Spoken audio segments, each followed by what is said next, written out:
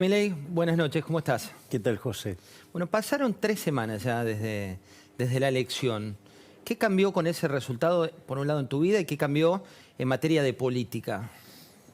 Mira, en materia de política, que yo creo que es lo más relevante, en especial para la gente, es que estamos en condiciones de derrotar el kirchnerismo, que está claro que las PASO dejaron ver con claridad que las ideas de la libertad son mucho más que una fuerza testimonial, sino que efectivamente nosotros estamos en condiciones de competir y estamos en condiciones de ganar. Hoy la realidad es que te diría que si nosotros logramos mejorar la fiscalización y si logramos que más gente vaya a votar, estaríamos en condiciones de ganar en primera vuelta y básicamente terminar con el kirchnerismo.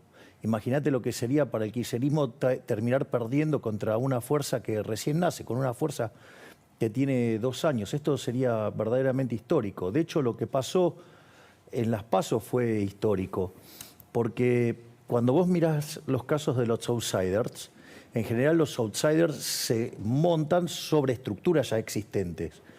Nosotros directamente armamos una estructura nueva y con esa estructura nueva le ganamos a las 2 estructuras que dominaron la historia argentina en los últimos 70, 80 años. Vos lo decís por el caso de Bolsonaro, por un lado que fue 20 años protagonista del Congreso de Brasil, lo decís también por el caso de Trump, con el que fue empresario y después parte de un partido grande. ¿Esto es una fortaleza, Javier, o una debilidad? Yo creo que es una fortaleza, porque justamente lo que está buscando los argentinos es un verdadero cambio. O sea, la única expresión verdadera del cambio en Argentina somos nosotros. Es decir, por eso nosotros seguimos sosteniendo que una Argentina distinta es imposible con los mismos de siempre, porque básicamente lo que vos ves es que son los mismos personajes, los mismos que fracasaron y fracasaron y que fracasaron, que el sistema no les dio respuesta, porque vos fíjate, en el 2001 hubo un que se vayan todos. Y sin embargo no se fue ninguno, están los mismos que estaban en el 2001, pero nada más que ahora están con los hijos, las hijas, digamos, los amantes, la parentela, digamos, o sea, encima se multiplicaron. Además, era aunque se vayan todos porque estábamos abrumados por la carga del Estado y lo duplicaron. Entonces, verdaderamente lo que te diría es, me parece que si vos seguís haciendo lo mismo, no podés esperar resultados distintos. Y lo que uno ve es que los mismos de siempre, ¿sí?, lo que están haciendo es proponer las mismas cosas que propusieron siempre bajo la consigna, Hayek lo llamaría la fatal arrogancia, bueno, pero que si lo hacen ellos lo van a hacer bien. Y la verdad que acá no es un problema del chef, el problema es la receta. Es decir, lo que tiene Argentina es que está contaminado de socialismo y si no hacemos un cambio de 180 grados en esa línea, muchas chances de mejorar no tenemos. Por lo tanto, el único cambio verdadero somos nosotros. Los únicos que estamos en condiciones de derrotar al kirchnerismo somos nosotros y que, bueno, espero que también, digamos, los argentinos tomen conciencia que la mejor forma de sacar y terminar con el kirchnerismo somos nosotros, porque nosotros sacamos 30% de los votos respecto al 21% de los votos que sacó Massa y menos del 17% que sacó Bullrich, ¿no? Porque después, digo, esa mentira que tratan de instalar, de sumar, digo, olvídense, muchachos, de sumar peras con bananas.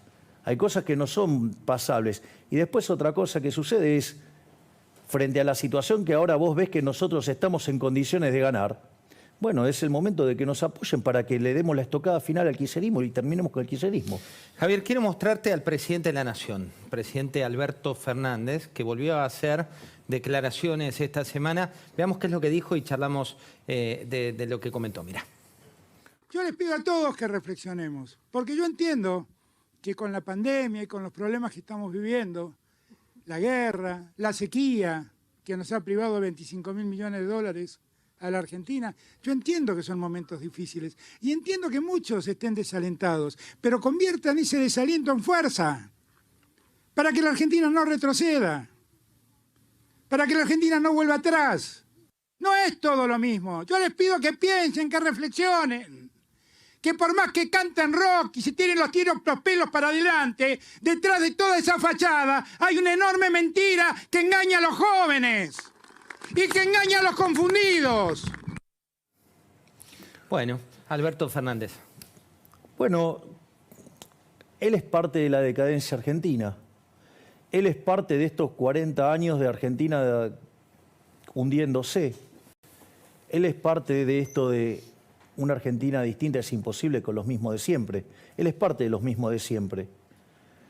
Por lo tanto, la realidad es que si seguimos por este camino, Argentina, el único destino que le queda es ser el país más miserable del mundo. Porque Argentina entró al siglo XX siendo el número 1, hoy está 140 del tipo de cambio paralelo, y si seguimos con estas políticas, básicamente vamos a terminar hundidos en la más brutal de las miserias. ¿Qué es lo que propongo yo? Yo propongo las ideas de la libertad. Yo siempre me parece que siempre es bueno dar la definición de liberalismo que nos brindó nuestro máximo prócer de las ideas de la libertad, que es Alberto Venegas Lynch, hijo, con quien además tengo el honor de ser amigo, y tenemos el honor también de tener a uno de sus hijos, a Berti, como primer candidato a diputado nacional por la provincia de Buenos Aires. O sea, mirá el lujo que estamos llevando nosotros al Congreso. Y en ese contexto, ¿qué te dice? El liberalismo es el respeto irrestricto del proyecto de vida del prójimo, basado en el principio de no agresión y en defensa del derecho a la vida, a la libertad y a la propiedad. Es decir, es muy concreto. Y entonces, ¿quién se podría oponer a defender el derecho a la vida, a la libertad, a la propiedad? Es decir, es un programa muy concreto, digamos, que tiene un anclaje moral muy fuerte.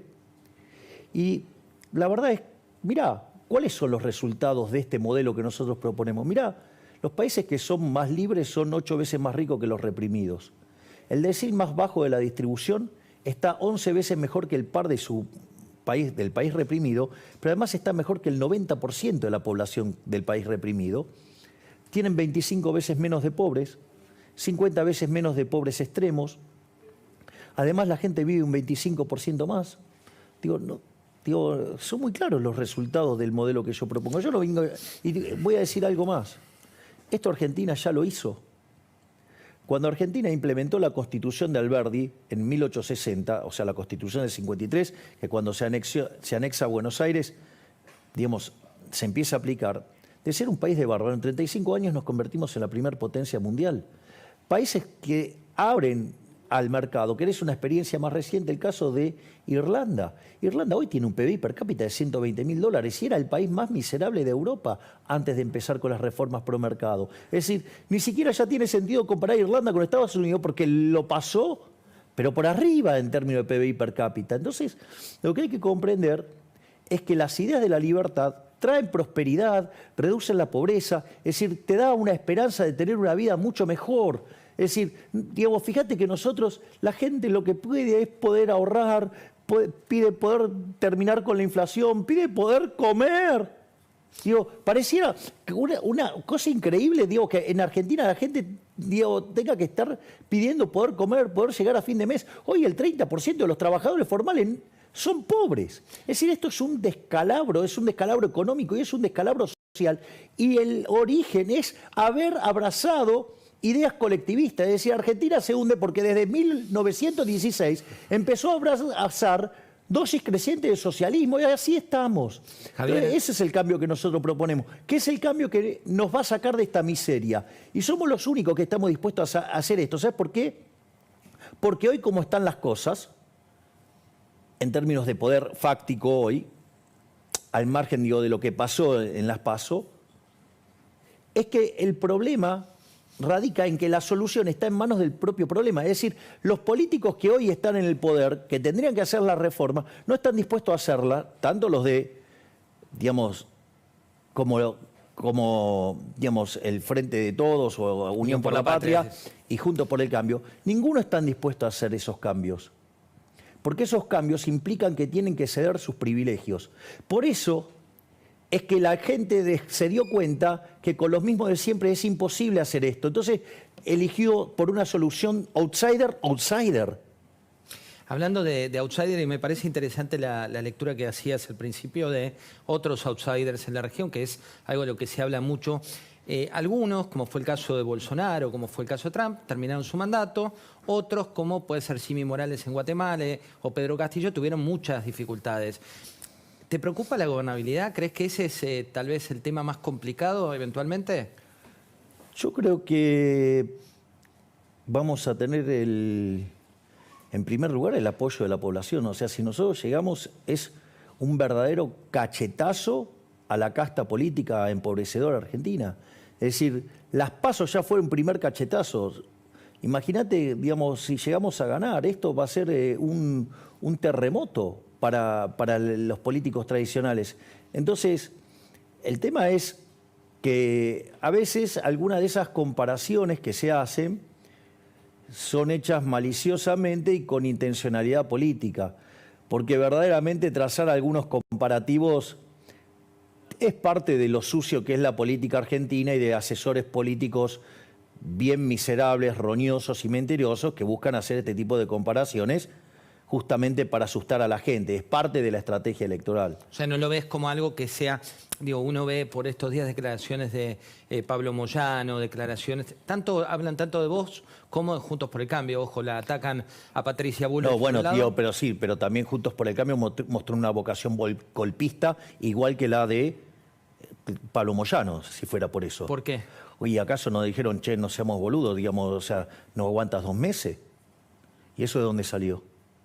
O sea, vos fijate, la hipocresía o sea, si lo dicen, o sea, ¿cómo? Entonces, si los dicen los kirchneristas o los peronistas está mal, ahora si lo dice Juntos por el Cambio, la misma aberración está bien. Digo, por favor, digamos, empiecen a acomodar la doble vara, en especial en este canal, ¿no? Porque en este canal, cuando algunas aberraciones la dice Juntos por el Cambio, está bien, y si la dice el kirchnerismo, está mal. No, las cosas que están mal, están mal. Están mal. Digo, entonces aflojen con la doble vara. Digo. Dolarización. Carlos Melconian habló del tema, habló de bimonetariedad y habló también de dolarización. Esto decía. Yo creo que no la entiende, porque si la entendiese tendría que haber una manifestación a Plaza de Mayo a decir esta fantasía no la quiero. Entonces no la entiende, exagero con una manifestación a Plaza de Mayo, quiero decir, es una forma de decir. Pero acá el formato es otra cosa, es parte del mismo exorcismo en el cual estamos. Entonces uno tiene que trabajar todo lo que pueda en términos de poner arriba de la mesa soluciones asibles, factibles, empíricas, que mejoren la calidad de vida de la gente, que muestren que hay un horizonte. Si se entendiera cómo vas a dolarizar, si no por empezar, número uno, ¿cómo me vas a invitar a comer fideo con tuco si llego a tu casa y no tenés fideo, no tenés tuco? Me mentiste al final. No, yo en 20 meses te prometo que consigo fideo. No, vos me venís diciendo, venía a comer fideo con tuco.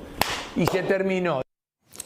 Hoy estuvo en la cornisa, también muy respetuoso con vos, hay que decirlo, cuando se le preguntó concretamente respecto del debate con Milei, de las cuestiones de Milei, dijo, mirá, yo a Javier lo conozco hace mucho tiempo, no quiero personalizar, pero sí tiene su concepto respecto de los fideos con tuco, la dolarización. ¿Cuál es tu opinión? Vamos por partes. Nosotros lo que hablamos siempre es de eliminar del Banco Central, hablamos de competencia de monedas, y eso vos me conocés hace años, y hay referencias de artículos míos desde el 2016 hablando de esto. O sea que... Sí, hace 9 años hablabas de demoler keynesianos. De bueno, hecho, exacto. Tenemos una entrevista hecha hace mucho. Entonces, dicho esto, digo, tratando de eliminar el problema de la falacia del hombre de paja, que dicen que yo dije, y entonces a partir de esas mentiras me acusan de cosas, o digamos lo que tiene que ver con desconocer o no entender o mala intención, digamos, editando videos y ese tipo de cosas. Al margen de eso, primero, o sea, en nuestro caso, digamos, es un caso más general porque es competencia de todas las monedas.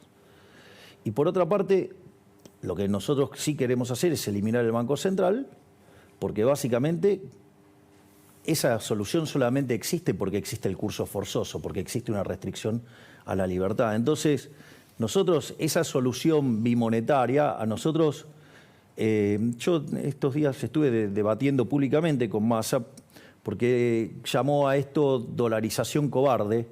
Digo, entendible, ¿no? El argumento que usa, porque digamos, o sea, es así, Juntos por el Cambio es todo tibio, todo en el medio, todo con miedo, todo, digamos, todo así, sin sustancia, todo a mitad de camino. Entonces, ¿qué es lo interesante? Pero yo la llamé dolarización sangrienta. Porque si verdaderamente va a ser un esquema monetario, digo, sacar curso forzoso. O sea, digo, sé libre de verdad. Entonces, si vos sacás el curso forzoso, lo que vos vas a tener es un cambio de portafolio violento que te va a generar una hiper en pesos. Entonces, ¿por qué es dolarización sangrienta? Porque a la postre vos vas a estar terminando en un proceso de dolarización, pero no solo que dolarizás, sino que lo haces mandando el 80% o 90% de la población debajo de la línea de la pobreza. Es decir, generás una calamidad, generás una catástrofe económica. La realidad es que los ideólogos de esto, puertas adentro, te lo reconocen, pero no lo quieren hacer público, porque además son cobardes. Entonces hay que explicarle a la sociedad que si se hace eso en libertad, es decir, levantás el curso forzoso, el cambio de portafolio va a dejar al 80% de los argentinos, por lo menos, colgado del pincel. Lo que nosotros decimos es, en cuanto a lo que tiene que ver a nuestra propuesta, que es eliminar el Banco Central, la dolarización es más que nada, digamos, una cuestión cosmética de cómo se hace el cierre del Banco Central. Nosotros tenemos varios argumentos. El primer argumento es de índole moral. La pregunta es, ¿para vos robar está bien? No. Bueno, para mí robar está mal, como la mayor cantidad de personas. Entonces yo quiero que me expliquen, aquellos que defienden el Banco Central, por qué defienden que los políticos nos roben a los argentinos de bien. De hecho, durante los últimos 20 años, los políticos nos robaron 280.000 millones de dólares con el señoriaje, es decir, con la emisión de dinero para financiar el fisco. Entonces, que me expliquen por qué consideran que está bien que los políticos nos roben a los argentinos de bien, el fruto de nuestro trabajo. Es más, este gobierno se encamina a robarnos cerca de 90.000 o poco más millones de dólares.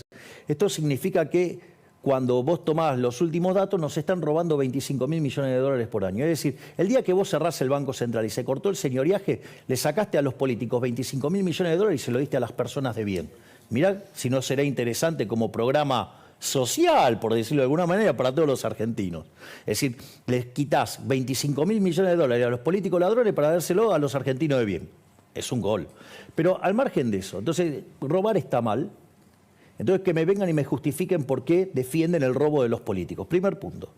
Segundo punto es, hay cuestiones de índole técnica. Suponete lo siguiente, yo pongo una fotocopiadora y me pongo a imprimir billetes. Vos no lo vas a aceptar porque sabes que es una estafa.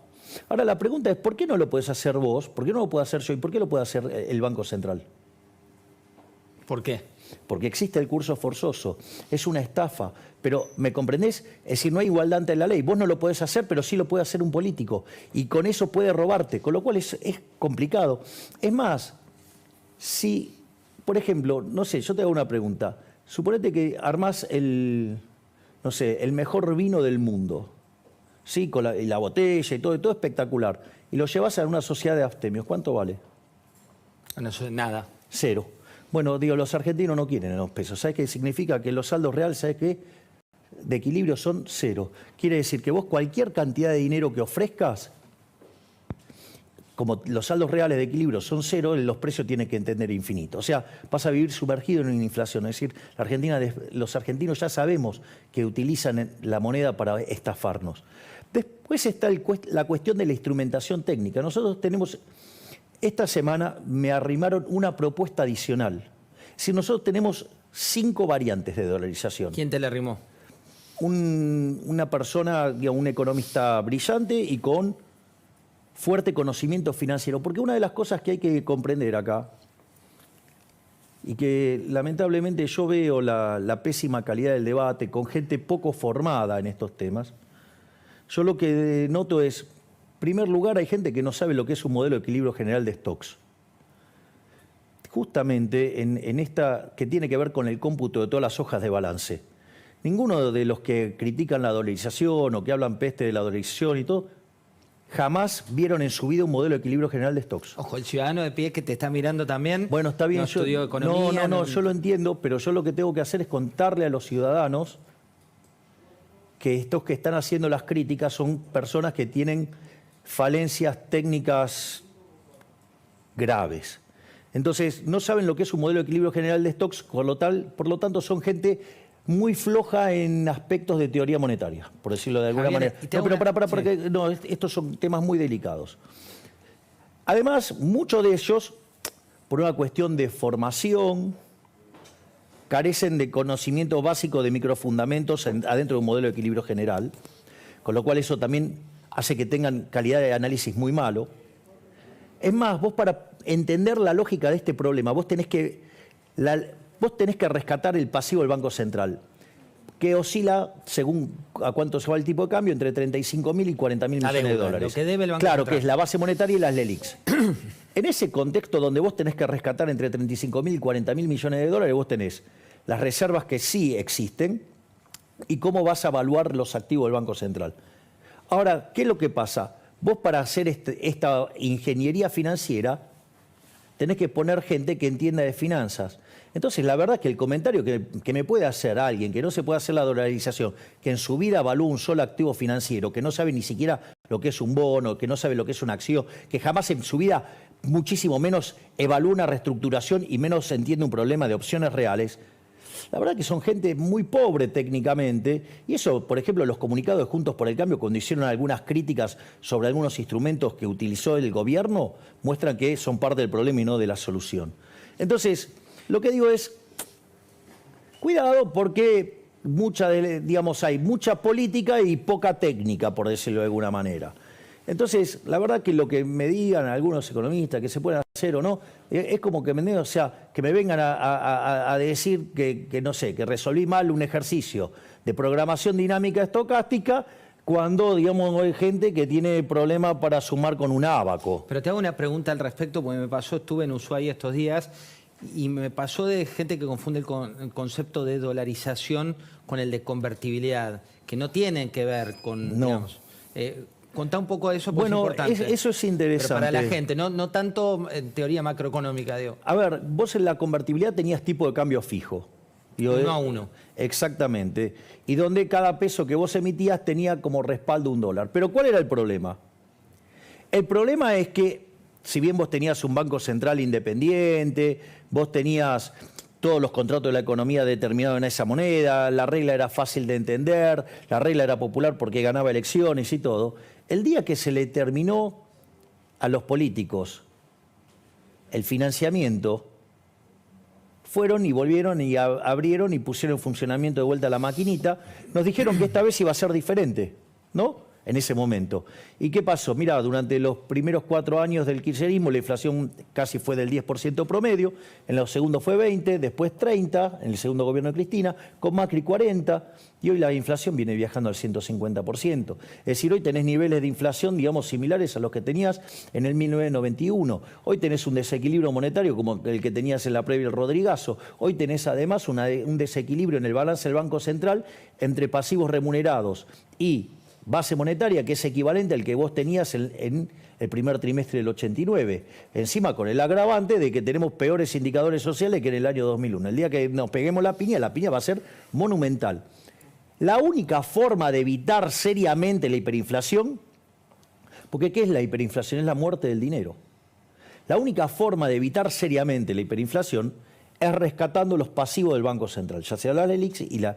Entonces vos fíjate que nadie habla de qué van a hacer con las LELIQs. Nosotros sí hablamos qué vamos a hacer con las LELIQ en cada una de las distintas alternativas de dolarización. O sea, nosotros sí, fíjate que mientras que todos te están hablando del flujo, de la parte que tiene que ver con el déficit fiscal, ahora yo te explico, el déficit fiscal más el déficit cuasi fiscal son casi 14 puntos del PBI. Y 2/3 de eso lo genera el Banco Central. O sea, el problema adentro del Banco Central es mucho más grande que el que vos tenés en el fisco, para que te des una idea de orden de magnitudes. Entonces, si no te dicen cómo arreglan eso, te están mintiendo. Te están mintiendo y nosotros lo hacemos de manera explícita en cada una de las alternativas de dolarización. Entonces, ¿cuál es el punto? El punto acá es el siguiente. Lo que hace esto es eliminar el riesgo de hiperinflación. Porque yo tengo una pregunta. Porque acá también dijo, no, bueno, no, una dolarización lleva a la hiper. Eso es una mentira estúpida. Porque, a ver, si acabamos de reconocer que las LELIQs y la base monetaria son pasivos. Bien, yo tengo una pregunta. Si vos tenés títulos de una empresa y vos vas a rescatar esos títulos, ¿valen más o valen menos? Si los vas a rescatar, valen más. Bien, entonces si vos vas a rescatar las LELIQs y vas a rescatar la base monetaria, valen más, no menos. Que valgan más quiere decir que el nivel de precios pasa a estar acotado, deja de estar la hiper. ¿Y cómo las rescatás? Lo que tiene que ver con la base monetaria, vos lo podés rescatar con lo que vos tenés de reserva. Porque ahí hay otro error grosero que cometen los economistas. Yo no sé si lo hacen por mala intención, porque son torpes, porque son ignorantes. Cuando vos computás reservas internacionales netas, lo haces en el marco de un programa del Fondo Monetario Internacional para chequear la consistencia de la política monetaria y la política fiscal y la contraparte en el sector externo. Entonces, por eso le chequeas las reservas internacionales netas. Pero cuando vos vas a hacer un ejercicio donde vos vas a liquidar al Banco Central, vos tenés activos que sí podés utilizar para liquidar el Banco Central. Y esos activos que vos tenés internacionales están en torno a los 10.000 millones de dólares, con lo cual te alcanza para rescatar la base. Y vos después tenés 120.000 millones de dólares en títulos públicos para rescatar 30.000 millones de dólares de LELIQs. Hoy en realidad es un poco menos por el salto que tuvo el tipo de cambio. Claramente esos títulos no cotizan a la par. Esos títulos, si cotizando a mercado, que sería un tercio, a vos te alcanza y te sobra para rescatar tus LELIQs. Entonces, digo, yo no tengo la culpa, digo, que haya ignorantes que no sepan valuar, digamos, instrumentos financieros. Pero claro, nunca en su vida tradearon un activo. Jamás, o sea, digo, el único contacto que han tenido con una mesa de dinero fue para ir a hablarles de economía. En cambio, digo, yo he trabajado de eso. Entonces, digo, en un banco internacional, ¿no? Sí, digo, yo he trabajado en HSBC como economista, como analista, después fui economista jefe en Máxima FJP, digamos, en un momento hasta me tocó manejar el portafolio de acciones, o sea, algo, digamos, de ese tipo de cosas entiendo, y veo que del otro lado hay mucha chicana política y poco conocimiento. Entonces, ¿sabes qué? ¿Que quieren seguir embarrando? Que sigan embarrando, pero nosotros vamos a llegar y vamos a ir por el Banco Central, lo vamos a cerrar y vamos a terminar con la inflación. Porque la pregunta es la siguiente. A ver, primero, ¿vos necesitas tener Banco Central para ser un país desarrollado? ¿Hay países desarrollados sin Banco Central? Por ejemplo, Argentina fue un país desarrollado y no tenía Banco Central. Si el Banco Central, ¿de qué año es? 1935. Con lo cual no teníamos Banco Central, teníamos una caja de conversión. Los 50 años de caja de conversión, ¿sabes cuánto Argentina cuánto tenía de inflación? 0,9% anual. Después, cuando vino el Banco Central mixto, saltamos a 6. Cuando lo nacionalizamos en 1946 hasta 1991, la inflación promedio fue de 250%, le quitamos 13,0 a la moneda, tuvimos 2 hiperinflaciones sin guerra. Después vino la convertibilidad. ¿Qué inflación tuvimos en la convertibilidad? 9% en promedio, pero se concentró en realidad en los primeros 20 meses, desde abril del 91 hasta enero del 93. A partir de ahí, Argentina pasa a ser el país con menos inflación del mundo. Javier, tengo muchas preguntas. ¿Me entendés lo que te digo? Que después ya contamos lo que pasamos después de la convertibilidad. Lo que digo es, la pregunta es al revés. ¿Yo tengo que tener Banco Central? Si es un mecanismo de estafa, porque eso es el cuarto punto en favor de terminar con el Banco Central. ¿Por qué? Porque es un mecanismo por el cual los políticos nos roban 25.000 millones de dólares.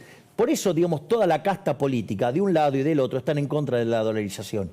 Porque les está sacando 25.000 millones de dólares a los ladrones de los políticos para dárselo a la gente. Tengo que mostrarte, porque pasó hace minutos, lo que dijo Melconian, en este caso como referente económico del Banco Central. Me parece interesante para seguir profundizando en tu punto de vista. Mira. ¿Hay que cerrar, hay que prender fuego el Banco Central? No, he hecho un ejemplo muy simple, de nuevo, yendo a cuestiones prácticas. Si yo tomara 180 países en el mundo y vos me decís, mira, 90 tienen y 90 no, para no exagerar, si me dijeses 150 no tienen y 30 sí, si me decís 90 y 90, ahora si me decís de 180, 180 tienen. Entonces, lo primero que digo, sin cerrarme, Okay. lo peor que uno puede en la vida es cerrarse, sin cerrarme. Si vení, si 180 gana 180-0, estoy abierto, ¿me podés explicar por qué vos lo querés cerrar? Cuidado con todas esas fantasías, porque primero hay que escucharlas, hay que traducirlas, hay que decir por qué. A ver, se llama falacia ad populum. Que todos lo hagan no quiere decir que esté bien. Vamos a ponerlo en estos términos. En Sodoma estaba permitido robar, todos robaban. Así terminó, destruida la ciudad. Lo voy a poner en términos más fácil. ¿Sabes qué? Si la asamblea del año 13 pensara en esos términos, seguiríamos teniendo esclavitud, porque había esclavitud en todos lados. Salvo que esté a favor de la esclavitud. O sea, lo que te está diciendo acá es que él en el año 1813 hubiera reclamado por seguir sosteniendo la esclavitud. De hecho, es una forma de socialismo el Banco Central, es socialismo monetario. Entonces, primer punto es, a mí no me corran con falacias, porque la verdad es que, entonces digo, es alguien que está a favor de la esclavitud. En el fondo, digamos, o sea, es una forma de dominación de los políticos hacia los individuos, es una forma bajo la cual los políticos le roban a las personas. Entonces, digo, quiere decir que está a favor de robarle a las personas. Primer punto. Segundo punto, que no es un tema menor, es ¿para qué quiero el Banco Central? Vos sabés que, porque si fuera así, entonces que el dinero es un origen que lo inventó algún burócrata. Y eso es un error. Pero viste que el presidente de Ecuador dijo que el Banco Central te sirve para ver el nivel de reservas. No. En una fase inicial, por ejemplo. No, pero vamos a la discusión de fondo. Después, si querés, discutimos las cuestiones operativas que son de 25º orden. Pero veamos lo esencial. El dinero, quizás, no sé, Melconian no lo sabe, pero el origen del dinero es privado. Yo no tengo la culpa que no sepa cuál es el origen del dinero. El dinero es un origen, está ahí, el que inventó originalmente fue el privado. Como los hombres eran nómades, ¿sabes qué fue lo primero que usó Vos en el trueque tenés dos problemas. Uno que se llama la doble coincidencia, que vos tenés que encontrar el que quiere comprar tu bien y viceversa. Eso, si no lo encontrás, se te pierden transacciones. Y lo otro que a vos te pasa es el problema de indivisibilidad. Digo, puede ser que yo quiera comprar pan, puede que el panadero quiera comprar una conferencia mía, pero no estoy dispuesto a que me paguen lo que yo cobro en una conferencia el kilo de pan. Digo, pues no tengo de dónde metérmelo, por decirlo de alguna manera elegante. Dicho esto, el primer dinero, ¿sabes cuál fue? Fue el ganado. Porque como el hombre era nómade, entonces el dinero iba con ellos, que era el ganado. Una vez que el hombre se hizo sedentario, una de las primeras monedas que usó, ¿cuál fue? El trigo. ¿Por qué? Porque comía pan. Entonces no compraba y vendía trigo porque quería trigo, sino que lo usaba de bien de intercambio indirecto. Lo primero que hay que entender es que el dinero es un bien de intercambio indirecto, que te sirve para hacer las transacciones que vos querés. Entonces, por ejemplo, vos ahí tenés el caso del trigo, tenés el caso del lino, tenés el caso de la sal, tenés el caso del tabaco, ¿sí? Que son elementos que se utilizaron como moneda para conseguir estos intercambios. Eran bienes de intercambio indirecto. Eso es el dinero. El dinero es un bien de intercambio indirecto. Es más, pero como...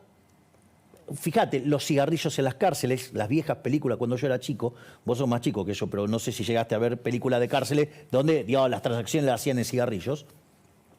Pero vos fíjate, ¿cuál era el problema? El problema es que no servían de almacén de valor, porque con el paso del tiempo eso se te deterioraba. Y eso hizo que los humanos evolucionaran hacia el uso de los metales. Y ahí te apareció la plata para las transacciones chicas y el oro para las transacciones grandes. Es más, fíjate esto. Cuando vos querías comercializar con otra región, ¿cuál era el problema? Y que vos llevabas un cartel que decía, acá llevo metálico. Vos fíjate, la lógica, hay una serie hermosa, que seguro esa sí la viste, El Zorro. Sí, cómo no. Bueno, El Zorro era un anarcocapitalista. ¿Por qué? Porque ¿qué era lo que pasaba? Era un defensor del libre comercio, porque cada vez que venía alguien en el puerto y que quería hacer comercio con la gente del pueblo, ¿qué era lo que pasaba? Iban los delincuentes y lo atacaban. ¿Por qué? Y porque casi como que llevaban un cartel que llevaban oro. Entonces, El Zorro, ¿qué hacía? Digamos, interceptaba a esos delincuentes. Y también peleaba con los delincuentes de la ciudad, que eran ¿quiénes? Los soldados, los que venían a representar al rey, o sea, el Estado. O sea, un personaje maravilloso, El Zorro. Ya veo que ahora cuando digamos, los chicos de izquierda se enteren de esto, seguro que van a pedir que lo censuren. Pero, entonces, ¿qué es lo que quiero decir? Vos ahí tenés el origen del dinero. El origen es privado. Pero en 1445, en el primer Congreso de Génova, ¿qué es lo que pasó? Se apropiaron del dinero. ¿Por qué? Porque frente a esta situación de que vos no podías andar con el metálico, ¿qué hiciste? Lo depositabas en un lugar, te daban unos certificados y vos pagabas con esos certificados y se hacía el clearing. ¿Y qué descubrieron los políticos? Que podían hacer eso para robarle a la gente. Y entonces en el primer Congreso de Génova de 1445 se apropian de esa función y se quedan con el curso forzoso. Y a partir de ahí se produce la estafa de los estados hacia el sector privado. Entonces, la pregunta es, ¿por qué defienden la estafa del sector público al sector privado? ¿Por qué defienden que los políticos le roben a los argentinos 25.000 millones de dólares? Claro que, digamos, en todo el mundo quiere tener, todos los políticos quieren tener Banco Central, porque es un mecanismo por el cual te estafan. Mira, te lo voy a hacer así. Un Banco Central que desde el inicio del siglo XX hasta hoy, del siglo XXI hasta hoy, ¿no?, generó 100% de inflación, ¿sería un Banco Central bueno o malo? Malo. Bueno, ese es el caso de la Reserva Federal. Entonces, eso es la Reserva Federal. Con lo cual tenés bancos centrales que son malos, obviamente tenés bancos centrales que son muy malos, tenés otros que son espantosos y después tenés el Banco Central de la República Argentina. Entonces, que vengan y me expliquen por qué están a favor de robarle a la gente. Javier, tengo muchas preguntas, te voy a pedir definiciones. No, quiero otra más. Sí. No, porque dicen, no les vamos a permitir que emita. Y si le vas a romper la maquinita de imprimir billetes, ¿para qué lo querés tener? ¿Para sostener a los ñoqui? ¡Ey! ¿Por qué no son un poquito más coherentes? ¿Por qué no hacen bien las cuentas? ¿Por qué no estudian un poco? ¿Por qué no se tratan de salir de esa chatura? O sea, yo entiendo, digamos, que es más fácil tomar videos míos, o sea, porque en la tele, digamos, hoy estamos explicando, pero digo, eso, digo, yo lo hago, digamos, hay otros formatos que lo hago y que lo podrían hacer ahí. Pero no, toman en la tele, cortan pedazos, Para hablando de la editan. tele y de los cortes, quiero compartir con vos Luis Barrio Nuevo, que dio declaraciones, quiero que lo veas y me des tu opinión de esto que dijo, pero también de otra placa que quiero compartir. Mirá. Que la gente fue a votar y votó con un cambio y votó con la bronca. Yo creo que esto fue lo que sucedió y ahora, te digo, hoy veo de que no tengo duda y por lo que estoy viendo, porque los veo en mis nietos, ya no en mis hijos, en mis nietos que ya votan, ya lo estoy viendo, todos con mi ley. Entonces yo creo, como decimos los catamarqueños, yo creo que gana en primera vuelta sin chicote. Bueno, por un lado, esto es una definición de Barrio Nuevo. ¿Qué opinión te merece Barrio Nuevo? A ver, los sindicalistas tienen un rol representando a los trabajadores. Y si yo vi el video es bastante más largo. Sí, sí. Y es interesante lo que dice, porque todo eso que alientan de la no gobernabilidad y todo, muestra una posición absolutamente componedora y conciliadora y que muy lejos de lo que propone el gobierno y Juntos por el Cambio en términos de ser bastante golpistas, ¿no? O sea, los dos. ¿Tuviste reuniones ya con tus referentes? No, con Barrio Nuevo no tenemos. Cuando mostramos la placa de lo que es el sindicalismo más tradicional, no, esto es la frase, tenemos otra con los años, ¿no? Con la cantidad de años que tienen al frente de distintos sindicatos. Digo, Esto es parte de la casta, ahí lo estás viendo, acá no estaba.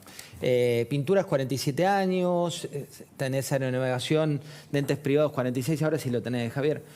Gastronómicos 42 años, 38 años, Daer 37 años, Ligieri. Digo, ¿esto es parte de la casta también o no cuando vos ves que se perpetúan en el poder? A ver, yo lo que digo es, en los políticos también tenés eso, ¿no? Digo, tenés a Gildo Infran. No, por eso te digo, ¿también es casta? No, pero también, digamos, o sea, porque algunos se les descuidó, digo, también tenés la familia Pose, ¿no? Digamos, porque Gustavo Pose, que era el candidato a vice de gobernador de Larreta. Tenía a su hija como precandidata, que sí, perdió. y él venía de estar manejando el municipio y el cual lo heredó de su padre. Sí, o Andriotti, o tenés lo que pasó por eso, de vuelta, Tigre también, ¿no? Entonces, digo, será una cuestión de que tendrán que resolver ellos internamente de cómo, por qué esto funciona así. Ok, pero ¿no te parece algo que hay que también romper en ese sentido? Pero de vuelta, eso es un problema que tienen que resolver los sindicalistas. Digo, no tengo por qué estar rompiendo yo una institución. O sea, yo, digamos, o sea, estoy aspirando a ser presidente de la Nación Argentina. No, porque Pablo Moyano, mirá lo que dijo Pablo Moyano, me parece... Está bien, pero lo que digo es, ojo con estas cosas y de vuelta, ojo con la doble vara, porque... No, pero se le preguntaría a Patricia Bullrich también, ¿eh? Digo, también a Patricia Bullrich, o se le preguntaría a Massa también. Bueno, pero estaría bueno también eso, porque también hay un montón de políticos que llevan un montón de años, ¿no? No, o sea, Bullrich debe llevar como 30 años. Completamente en el de acuerdo Estado. con que, pero sí, pero es distinto en un puesto, ¿no? Perpetuarte en un mismo puesto. Bueno, no sé, esa es mi opinión. Está bien, digamos, o sea, no es mi rol. sí, yo te diría que estos están perpetuados en ser políticos y que se van acomodando de un lado al otro y se van acomodando para seguir succionando de los recursos de la gente de bien. Es decir, de vuelta, lo que digo es, todo el sistema está podrido. Todo el sistema está podrido. Lo que digo es, si vamos a mirar lo podrido que está el sistema, miremos todo. Y lo vas a ir arreglando por partes, decís. Pero hay partes que vos podés, en las que vos sí podés intervenir y hay partes en las que vos no podés intervenir. ¿En cuáles no podés? Digo, está claro que esto es un problema, digo, que lo tendrán que encontrar la solución los trabajadores. Digo, no es una cosa en la que, digamos, yo me tengo que meter a estar rompiendo cosas. Tengo preguntas respecto de otras cuestiones, ya como tu rol como candidato a presidente de la Nación. Si ganas la elección, por ejemplo, si lo que dice Barrio Nuevo es real y en primera vuelta terminás ganando la elección, te dan la banda presidencial, asumís, ¿tenés miedo que eso pase? Digo, ¿también te genera cierta inestabilidad llegar al poder? No, porque estamos preparados. Nosotros venimos trabajando con el gabinete en la sombra hace casi un año. Nosotros hay un seguimiento de la política todo el tiempo y estamos en condiciones de desembarcar cuando se nos pida. ¿El sistema judicial es algo que hay que reformar? Sí, sí. Hay varias cuestiones. Nosotros tenemos varios temas en la cuestión judicial. Hay una que a mí, hasta te diría, me genera una profunda irritación, que es que el Poder Judicial tenga que estar dependiendo financieramente de las decisiones del jefe de gabinete. Eso me parece verdaderamente aberrante. Hay un proyecto Por las partidas, decís. Claro, hay un proyecto de Lorenzetti que es una mejora respecto a eso, que tiene que ver con el hecho de que lo determine el Congreso. Bueno, yo quiero ir por una solución todavía mucho más radicalizada, y es el tema de que en una solución más radicalizada directamente tenga una partida de asignación específica, que no la puedan tocar los políticos, nada. O sea, para que tenga total independencia financiera. Por otra parte, tenés otros problemas con el tema de la Corte, que es con la justicia, que tiene que ver con el hecho de que está contaminada en términos políticos. Entonces, nosotros, nuestra idea es nombrar un ministro de Justicia que esté en consonancia con la Corte y las reformas que hay que hacer para que la Corte sea una Corte verdaderamente independiente. A diferencia de los otros espacios que necesitan avanzar sobre la Corte de un lado y del otro, porque están sucios y necesitan una Corte adicta para que no los metan presos.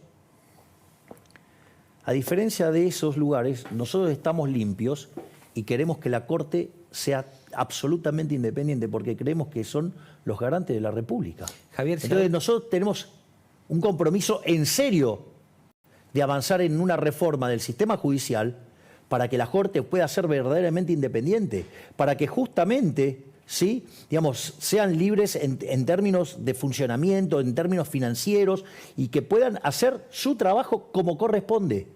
Se habló de Mariano Cunio Libarona como tu hombre en justicia. ¿Eso es real? Nosotros, digamos, todavía no está definido la persona que va a estar en el Ministerio de Justicia. Nosotros, digamos, yo lo conozco a Mariano, o sea, pero también conozco a otras personas, y nosotros estamos explorando una solución que esté consensuada con los miembros de la Corte. Porque acá hay que hacer una reforma, pero la reforma la tienen que hacer los que saben. ¿Y quiénes son los que saben? Bueno, digo, de los este que más tema? entienden y dónde están los problemas es la propia Corte. Nicolás Pose, que suena como tu jefe de gabinete, ¿eso está ratificado? Nicolás es el que está coordinando todos los equipos técnicos, o sea, una tarea verdaderamente titánica. Guillermo Francos va como canciller. Va como ministro del Interior. Ministro del Interior, cierto, perdón. Carlos Rodríguez es quien está estudiando la bola del ELIX. Carlos Rodríguez, en rigor, es mi jefe de asesores económicos. Yo tengo un consejo económico, que es Carlos Rodríguez, Roque Fernández y Darío Epstein. Y con ellos discutimos temas de economía. O sea, donde ellos me dan sus opiniones y discutimos temas. O sea, obviamente que todos estamos estudiando todos estos temas, porque nosotros creemos que son fundamentales a los efectos de lograr estabilizar. Digamos, a ver, si hay algo que tengo claro, es que tengo un mandato. El mandato de la población está cansada de la inflación. O sea, yo vengo a terminar con la inflación, la vengo a pulverizar. Vengo a pulverizar la inflación. Se habló mucho. O sea, venimos a terminar con la inflación y con la inseguridad, ¿sí? Por eso es el rol tan importante que tiene Victoria, porque Victoria es quien coordina lo que son los ministerios que tienen que ver con seguridad interior y defensa nacional. Victoria Villarruel. Hablando de algunas cuestiones, tu relación con Estados Unidos, más precisamente con la presidencia de Biden, ¿cómo es? A ver, esto es muy importante tenerlo en cuenta. A ver, yo respeto la institucionalidad y respeto, digamos, la figura del presidente, porque es quien ha sido elegido por los ciudadanos norteamericanos. Además, más allá, digo, de lo que uno después pueda manifestar en términos de preferencias, yo considero a Estados Unidos un socio estratégico. Digo, mi alineación internacional es Estados Unidos e Israel. Por lo tanto, más allá, digo, de alguna apreciación personal sobre determinado espacio político, digamos, se respeta a rajatabla la institucionalidad, el valor de la figura presidencial, porque yo considero a Estados Unidos, del mismo modo que Israel, como aliados estratégicos. En minutos voy a estar con Andrés Malamud, que ya está conectado en la trasnoche allí de Portugal. Ya tengo la mesa de las 23 esperando para charlar. Tengo 3 últimas preguntas para vos. Hay debates, y mucho, y lo habrás leído, de el tema de la personalidad de Javier Milei. Si es inestable emocionalmente, si no lo es. ¿Cuál es tu punto de vista al respecto? No es ni más ni menos que la berretada y de las operaciones de espacios políticos en las cuales periodistas mediocres se involucran, donde llevan la discusión al plano personal. Es una suerte de falacia ad hominem, ¿no? O sea, ¿por qué no es una falacia, esa es una falacia ad hominem. La respuesta, digamos. Claro, o sea, yo te diría, ¿por qué no discutimos mis propuestas? Pero no, tienen que recurrir digamos, a cuestiones de mi vida personal. O sea, la verdad, digamos... Contexto, para que tengas referencia, cuando vino, por ejemplo, Patricia Bullrich, hablamos de sus nietos y de cuando ella, porque a la gente también le gusta el costado humano de las personas. Bueno, pero una cosa es el costado humano y otra cosa es, como se ha hecho en este canal, traer personas a mentir, calumniar, difamar, injuriar sobre mi persona y decir cualquier tipo de barbaridad, cosa que en este canal se hizo de manera muy acentuada y que tienen periodistas que se dedican a hacer eso de modo permanente. A ver, no quiero entrar en esa, pero también sabes no, que bueno, Diana Mondino está invitada siempre, Ramiro Marra está invitado siempre. Yo lo que estoy diciendo, digamos, es... Darío Epstein está invitado siempre. Yo también lo que digo es, o sea, cómo los medios también son funcionales para ensuciar a personas. Es una pregunta. Está bien, digamos, o sea, yo de vuelta, digamos, o sea, vos sos un señor y por eso, digamos, o sea... Gracias por venir. Y por eso también vengo. tengo que decir a la gente, la agenda de hoy fue completamente abierta. Digo, no hubo acá ningún condicionamiento. Eso también hay que decirlo porque es importante y también quiero destacarlo. Claro, que Eso claro, es así. digo, que se sepa. Eso es así. Digamos, o sea, yo no Eso traigo es así. preguntas Eso es así. armadas. La última, ahora te iba a preguntar por la gran actriz y tu novia Fátima Flores, pero no voy por ahí, voy a salir de ahí. No tengo problemas de contestar Está bien sobre ahí. ella. Estamos muy felices. Verdaderamente es una mujer estupenda, es una mujer formidable. A ver, lo voy a hacer. A ver, están las cuestiones evidentes y las cuestiones también muy profundas, ¿no? Las cuestiones evidentes es innegable que estamos hablando de una mujer superlativamente hermosa. Eso, digo, te rompe los ojos. Digamos, estamos hablando de una persona muy talentosa, porque hace un trabajo verdaderamente fenomenal. Estamos hablando de una mujer con una capacidad de trabajo y una garra verdaderamente impresionante.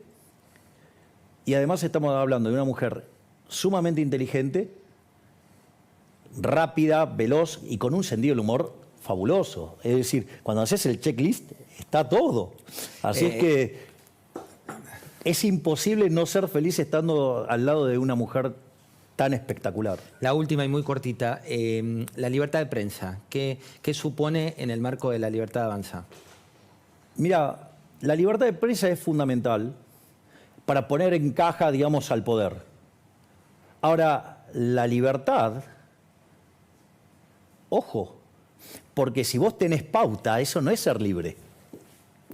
Cuando tu medio depende de la pauta oficial, ahí se terminó la libertad. Porque se dice hay que dividir la parte de propaganda, como es la pauta oficial, de la parte de libertad No, de prensa. A ver, exactamente, vos no podés recibir fondos del Estado.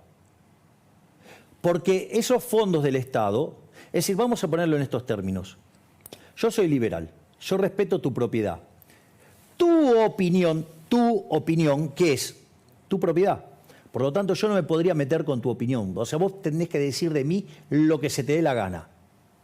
Lo que vos no podés hacer es decir de mí lo que se te dé la gana si está financiado por el Estado. Porque entonces vos estás cargándole las balas al tipo que te va a asesinar. Está claro. Bueno, igual da decir, para... Nos veremos, si Dios quiere, pronto, porque... Lo que digo es, a full con la libertad de prensa, pero prensa libre, no financiada con los impuestos que se cobran a punta de pistola. Porque los impuestos no se pagan de manera voluntaria, se pagan a punta de pistola. Entonces, ¿queremos ser libres? Seamos libres en serio. Pauta cero. Entonces, que cada periodista se haga cargo de lo que dice contra su patrimonio. Y vamos a ver entonces si mentirían tanto. Da para repreguntarle, viste que después nos convierten en memes. Me Los encantaría. leones nos convierten en memes y demás. Ahora tengo a Andrés Malamud y tengo la mesa, no es que ni que arrugué para repreguntarle ni nada, sino que te digo porque viste que cuando te caen las mesas, vamos a volver a vernos pronto. Pero y obvio. seguiremos charlando. Un placer haberte tenido. Gracias, José. Muchas gracias. Gracias. Este es el disparador de la semana y voy con...